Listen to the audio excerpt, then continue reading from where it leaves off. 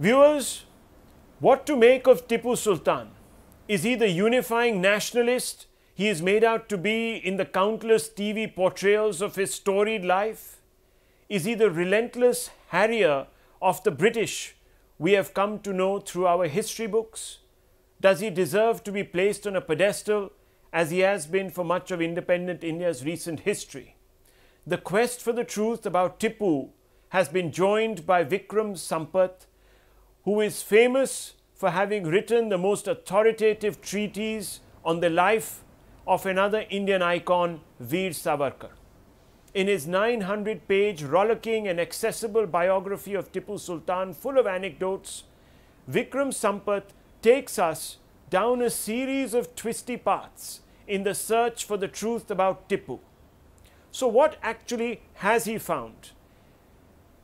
To talk a little bit more about the scholarship and Tipu Sultan, let's go straight across to Vikram Sampath. Mr. Sampath, thank you very much for speaking to me. It's a pleasure. This is yet another tome that you have assiduously written, 900 pages. Could you first of all just hold it up for our viewers so they get a sense of what this immense body of work, pun intended, is all about? There it is, viewers. That's on your screens. You can see it. It's almost a doorstop, actually. You can use it as a pillow if you want, but more importantly, it is your window to the life and times of Tipu Sultan. It is also your window to a great deal of facts that haven't been yet known about Tipu Sultan. And let me tell you, Vikram Sampath is the man to go to. Now, Vikram Sampath, first of all, let's start with the brass tacks, so to speak. When was this book written? What was the inspiration? How long did it take you? Clearly, this is not overnight. Clearly, this is not 3 months. Clearly, this is not 6 months either. Thank you, Rahul. Such a pleasure always to talk to you. And I think in-depth conversations on matters of history, I've enjoyed always having them with you. This book, certainly, as you mentioned, it's not something that came up all of a sudden. The book has been in the making in my head for now close to perhaps 15 years. Quite ironically, my foray into literature and historiography was thanks to Tipu Sultan. There was a very famous serial those days on Doordarshan, if you remember, called The Sword of Tipu Sultan, where Sanjay Khan played the lead role. And that serial led to a lot of disturbances in different parts of the state that I come from, Karnataka. Because in their attempt to glorify Tipu and his father Hyder Ali, who actually usurped the throne of Mysore from the Hindu rulers, the Wadeyars, the producers of the serial tried to show the royal family in an extremely poor light. The Maharaja was shown like an obese retard who was dancing with the court dancer. The Maharani, like one of those typical, vamps from an Ekta Kapoor serial, all the time conniving and conspiring. And there were lots of protests in different parts of Karnataka. I'm talking of the 1990s. And if you remember, even the studio caught fire, and I think Sanjay Khan's face got burnt and so on. And there were lots of murmurs in Kannada media here that it is the curse of the Wadeyar for the kind of portrayal that he had given to him. And so, as I was probably a boy of 12, 13 years of age who really hated history in the manner in which it was taught in schools. But these protests, these talks of all these curses and all of that, I don't know, it kindled something in me, and from there on began a completely self-motivated and a self-funded initiative to get on to the discovery of the truth about just that one king and queen who were misrepresented in the serial. And soon, over a course of 10 years, it expanded to the entire Wadeyar dynasty, who ruled for 600 long years, one of the longest reigning royal houses in India. And one section of the book was on the Interregnum period, or the intermission, the interval between where a legitimate government is disposed and a usurpation occurs. And that was the 40-year interregnum from 1760 to 1799 by Hyder Ali and later his son Tipu. That was a small section of the book. Now, I was still a babe in the woods. I was probably 26, 27 when this book came out. a couple of talks I was giving in Bangalore about Tipu Sultan and the Interregnum era, and I was reading out letters that he wrote to his own officers, where he's very clearly mentioning go to Calicut, destroy so many temples, destroy churches, kill infidels. I was just quoting it verbatim, and that led to a huge ruckus in the hall. Some people disrupted the event, one of them even, and the event had to be aborted. I was ushered backstage, and my poor father was sitting in the audience, and someone went and thrust a letter or pamphlet or something in his hand and said, you have only one son, and so if you want him to live long, please ask him to mind what he speaks. And a couple of weeks later, there was some article I wrote about the Diwans of Mysore, in which there was a reference to Tipu, and that led to protests again. And right in the heart of Bangalore, in MG Road, I remember my effigy also being burnt by some of the protesters.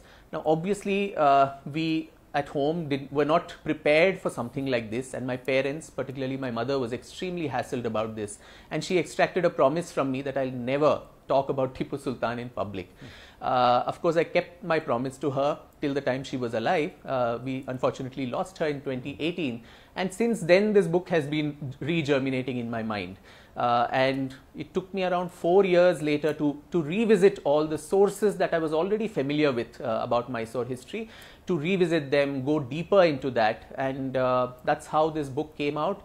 It's been a labor of love, something that's been brewing in my mind for long. I know I've broken my promise to my mother, but now that she's not around in flesh and blood, I can only hope and pray that from whichever heaven she is in, she will protect me against any kind of unintended harm or consequence that I might face after this book comes out. Well, first of all, sorry about your loss, but fundamentally you're seen as an author who redeemed the image of a Hindutva icon Veer Savarkar, and that was a masterful exposition over 2 volumes, and you rescued him from this sort of, if I can say, pejorative sort of narrative woven by the left to discredit his image, etc. Now you've turned your attention to an individual who the left has built up again in our minds. Do you worry that your scholarship on Tipu will be dismissed as an attempt at misrepresentation? I mean, people can always say what they wish to say, but as you have also seen, Rahul, almost 200 pages of the book, of this very mammoth tome, is footnotes and references. So for every claim that I make, there is a backstory, there is a source, and I think that is a historian's biggest shield or protection. And in my case, irrespective of what the outcome or what the dismissals or the attacks that might come or might not come, they don't matter much to me anymore. I think as long as my conscience is clear, and my clear and only adherence to the craft of my profession of being a historian, as long as I adhere to that and illuminate the archive, that is what a historian needs to do. Over the last 4 years, while I revisited most of these sources, I made several trips to archives across India and also outside, whether it was in London, the British Library, the India Office Library there, Paris and other places, and there's copious amount of documentation around him, his various communications with people. And Tipu was a very, very prolific writer. Unlike his father, who was illiterate, he was very well read, and so he wrote copiously. So we get a lot of first person account in Persian. For a brief while, I even tried to learn Persian myself so that I could read the original manuscripts. That ended in a bit of a disaster, so I rather used the help of a translator. So most of these are primary source materials in Persian, in Marathi, the Peshwa Daftar documents, which have a lot of correspondences between Pune and Mysore, which happened in those troubled years. And the 18th century, Rahul, is an extremely important one which we sometimes gloss over. It's a century of chaos. You had 2 major powers, so to say, having collapsed by then. One is, of course, the death of Chhatrapati Shivaji Maharaj towards the end of the previous century, and the death of Aurangzeb. And with this, the centrifugal forces had dissipated in the Indian polity, and in its place came lots of principalities, all vying for independence, be it the Nizam in Hyderabad, the Nawab of Awadh, Bengal, the Marathas later under the Peshwas emerging as a main force. So it was a theatre of the of chaos, of the absurd, and in that you also have the European parts, the Dutch, the Portuguese, and of course the British and the French muddying the waters. So to zoom into this very important century, which I think holds a lot of lessons for us, because that was the century when India capitulated and we had the onset of British colonialism. So a lot of revisiting of this era is important, and that is what I've tried to do in this book, completely based on facts, keeping my own whatever predispositions or prejudices, if any, aside. And that is how I think objectively a historian needs to, as I said, illuminate the archive for a general public who may not be either interested or well versed in accessing sources in their original. So now let's get into the substance of it. 300,000 words, and almost a third, just shade under third of the book is devoted to Tipu's father Hyder Ali. Now clearly this was a conscious choice on your part. Why did you spend so much time introducing us to Hyder Ali? Yes, in fact, I wanted that as a separate volume, in fact, because it was just so, Hyder's is a fascinating story. As you've read, he was someone who, from rags to riches, literally building his, his career, his life, his empire brick by brick. His ancestors are supposed to have migrated from somewhere in the Afghanistan, Punjab and so on, and settled down later, first in northern Karnataka, where his father Fateh Muhammad was serving the Nawab of Sira. And the father dies prematurely and owes money to a debtor, and to actually recover the debt, the person puts Hyder and his elder brother Shahbaz into these kettle drums and has them beaten upon and so on. And in such a piteous situation, the Maharaja of Mysore takes pity on these fatherless boys and pays the ransom to release them. So from that situation, in 12 years, if you see the arch of his career, he ran with the hare, hunted with the hounds, a typical Machiavellian kind of politician, ruthless, only driven by this thirst for power and for climbing the ladders of power in Mysore. In 12 years, he manages to overthrow and usurp the throne of his own benefactor, the Maharaja of Mysore, and becomes the Sarvadhikari, or the supreme dictator of the kingdom. Now, this is a story in itself, which intertwined also with the politics of the time that I mentioned, the Carnatic wars that raged in South India, the wars of succession where Hyderabad, Arcot and all these kingdoms were using Europeans and other Indian powers in their internecine squabbles. And as a result of all of this, the only person who made the maximum hay while the sun shone was Hyder Ali. And so I think his story becomes a very important foil to that of Tipu Sultan. Once you see Hyder, and you actually, as a biographer of both father and son, I would probably rate the father much higher, because he was a man who actually strove so hard to build this kingdom, build his own kingdom, and he knew how to maintain that as well. So this was a very important feature of the father. The son got it all on a platter and eventually ended up losing it, thanks to only his foolhardiness, his lack of foresight, the sense of hubris, arrogance, and that whole intoxication that power and absolute power brings to a person. So how do you attribute Tipu's, I suppose it's a zealotry, how do you contrast that to his father? So is it because Tipu found himself being raised by people who were perhaps extremely austere and were not fond of the sensual pleasures of life, were very pious? Is that, I mean, must have been something that made Tipu predisposed towards this sort of austere and extremely conservative point of view?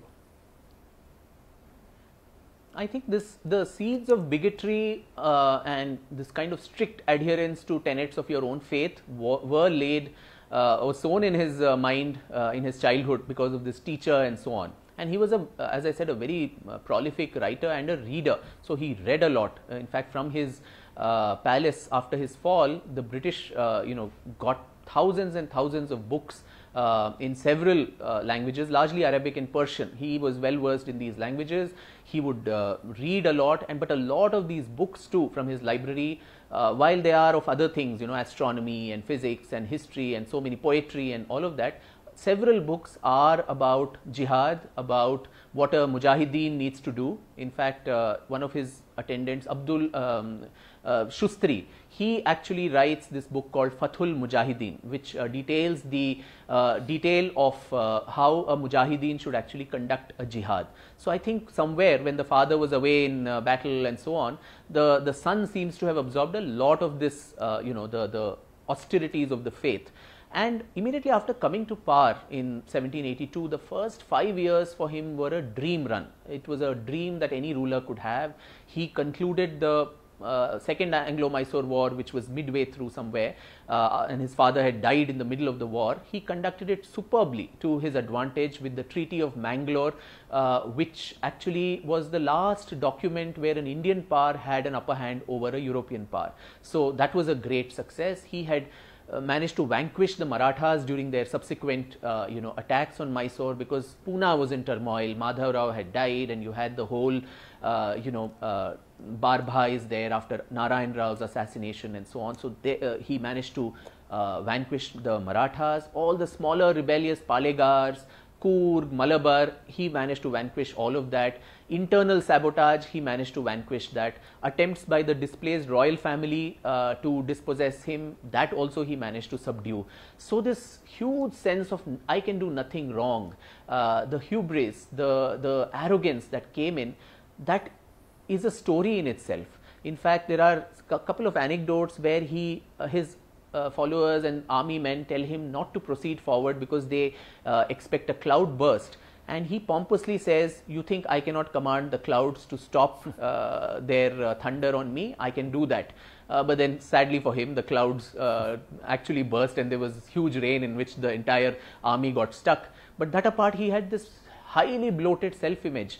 In fact, Colonel Mark Wilkes, who's a historian of Mysore history, he documents instances where Tipu even goes to the extent of being so blasphemous as to compare himself with the Holy Prophet, and in some cases even think that he is better than him. So when someone gets into this kind of megalomania and thinks that religion is that aid to come your way, I think downfall is also very, very imminent. To me, Tipu's story is like a classic Greek tragedy. Somebody who gets the power, the joys of sovereignty on a platter from his father, who's worked so hard for him, and because of these kind of negative attributes, you actually squander it away bit by bit, and in the course of 17 years, you dig up your own grave, and you bring misery both for yourself as well as your future generations who lost power thereafter. That's interesting, because you obviously paint Tipu as this individual who was quite obsessed with, carrying out jihad, etc., who was quite given to a certain piety and committed excesses, and you have detailed them, which we will talk about. But somehow in the Indian imagination, it's Aurangzeb that figures as the real iconoclast, so to speak, when it came to Hinduism, Hindu temples, etc. But Tipu wasn't very far behind. How is it that the Tipu story sort of got extrained from the mainstream, and Aurangzeb became the linchpin of this? Yeah, I think Tipu was the Aurangzeb of the South. I think numerous reasons why I think these aspects of Tipu did not come out, though I'm sure everybody knew about it. At least in Karnataka, people knew. The South doesn't feature so large in the larger narrative of Indian history. We're so Delhi-centric in our approach. So I think every little detail about Delhi, its rulers, all of that gets the larger, audience. The South, you cherry pick what you want. The other is the manner in which, of course, our history has been written post-independence, where all these uncomfortable truths, which are real facts of history, we labor under some false misapprehension that talking about these truths will somehow upset the social cohesion of India today, that communities today will feel upset if you mention these things, which are a fact of life. You can't wish away your past. You can't whitewash it or say these things never happened because you think it is uncomfortable. And ideally, the Muslims of Karnataka or the Muslims of India need not think of Tipu or Aurangzeb as their hero. He was as barbaric as anybody could be. So, if he was a villain for the Hindus and Christians of South India, he should be considered as much of a villain for the others too. Now, and I think popular media was employed in a wonderful manner to build this image of Tipu. You had, as I mentioned, the sword of Tipu Sultan. I think that was the main, window to most Indians today to understand this man, the hero worship of the man, that very, marchy tune of the title music. That is what comes to people's mind when they talk about Tipu Sultan. And the fact that I think he fought the British, that also kind of redeems him or somehow saves him from his horrendous social report card. Just because you fought against the British, that doesn't take away all the other negatives that your very stormy rule has had. Post independence, I mean, this is the common narrative even in popular media, whether it is cinema and so on. The British is always the bad guy, and the Indian who's the subaltern, so to say, the David and Goliath fight, where the Indian is fighting against the British. So anybody who does that is the hero. But truth be told, in the two wars that Tipu actually fought himself against the British, he lost both of them and lost them horribly. The 4 Anglo-Mysore wars that were fought, the first 2 were fought under his father Hyder, where Mysore scripted unprecedented victory. The first Anglo-Mysore war, in fact, Hyder goes to the very gates of Madras.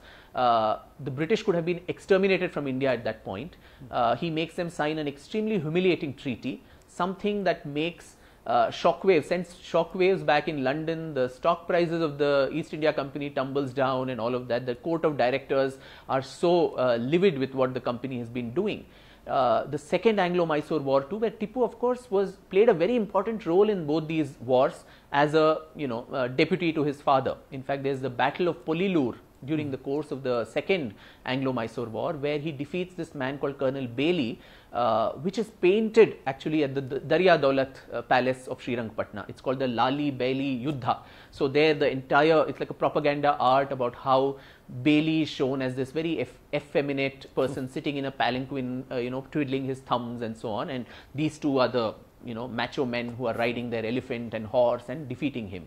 Sir Hector Munro, who was the hero of the Battle of Plassey, Buxar, defeated the Mughal, the Nawab of Bengal, the Nawab of Awadh.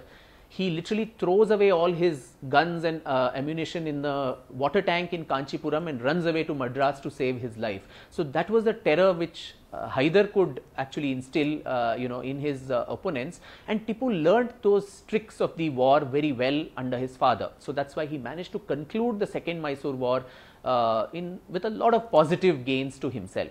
The Treaty of Mangalore, as I mentioned earlier, in 1784. But after that, it was a downhill. So the 2 other wars he fought himself, the third Anglo-Mysore war with Lord Cornwallis as his opponent, he lost half his kingdom. He had to give war indemnity of about 3.5 crores, for which he also had to pledge away his 2 sons, Abdul Khalik and Muizuddin, as hostages to the British. And then of course the last Anglo-Mysore war against Richard Wellesley, who decided that let's take it to the kill and the finish, and the final Anglo-Mysore war, where he was killed in Srirangapatna on 4th May 1799. So even if we look at this heroism against the British narrative, actually Tipu was not somebody who won any war against them when he independently fought those. Under the shadow of the huge banyan tree that his father was, he certainly made a lot of gains. So I think a lot of story, the popular story, the folklore around Tipu has been couched in so much of grandiose narrative that the real Tipu really struggles to come out in front of our eyes. Well, there's this very interesting exchange between Tipu and his mother, which is quite instructive and gives you an insight into how deep, into how sort of he was evolving as a person and a monarch. This is an interesting exchange. Yeah. Yes. In fact, this mother of his, Fatima or Fakhrun Nisa, she was variously called, she was a very, very authoritative woman. In fact, there's a very funny anecdote that Hyder, while he was this terror-inspiring, macho man that he was not only in India but even outside, he was extremely scared of his wife. So he would go with a lot of trepidation to her chambers, and she would give him such a tongue lash, and he would come running away, and then he would have this drunken revelry with his friends where he says, I find it so much more easier to fight the British than face my wife's tongue. So she was this very controlling, authoritative woman, and she had her influence on her son too. Tipu was swayed by her all the time. In fact, including the the choice of the girl he had to marry. Hyder had a choice, but the mother overruled that and brought a girl of her own choice, and finally, of course, Tipu ended up marrying both, but the mother kind of always prevailed. So the anecdote you're referring to is much after Hyder's death, when in the open court we have this very interesting man called Purnaya, who was the Diwan. He was a very close confidant of Hyder, but also continued under Tipu. A very astute, very able diplomat of sorts. Now, in the open court, Tipu makes an offer to him saying, you're such an intelligent person, why don't you join us and convert to Islam? Now, Purnaya, being the artful badger, somehow, hurriedly says, yes, Sahab, as you please, and so on, and he makes a hurried entry. The mother is actually sitting behind in the women's section behind the parda, and she's supposed to have come out and given her peace of mind to Tipu, saying, your father never did this kind of thing. If you embitter people and lose the confidence of your near and dear, then your ruin is not too far away, so you better mend your ways. So she gives him that advice, but obviously that advice fell on deaf ears, because that was basically the reason why he lost out so many of his confidants. This overtly overt push for religious conversion and so on, and adherence to Islamic tenets, all of that led to him losing the confidence of so many people, particularly the Hindus. And after the loss in the Third Anglo-Mysore War particularly, his confidence in the Hindus, particularly the Brahmins, almost evaporated. And so he put his entire army and administration with Muslims and only Muslims, and even if they were illiterate, it did not matter to him. There were all kinds of fanciful manner. In fact, Wilkes and other historians document how he would just, the interview to select someone to a very important position in the army or the navy or the administration would be, okay, that man with the long beard, I think he should be inducted. Okay, this person wearing a green turban, he should be become the chief of navy. So without even going into the details of whether that person was able to take this position, this was the kind of, as I said, arrogance, you could call it, or lack of foresight, and this overt obsession with religion, which his mother repeatedly warned him against, which he did not heed to, and that is what led to his eventual downfall. Well, thank you, Vikram Sampath, as always, engaging, always effusive, and always so easy with the words. Thank you so much, and your book, really a testament to your scholarship as well as your ability to tell an interesting story in an interesting manner. So thank you very much. It's been lovely speaking to you once again. Thank you for joining us. Thank you, Rahul.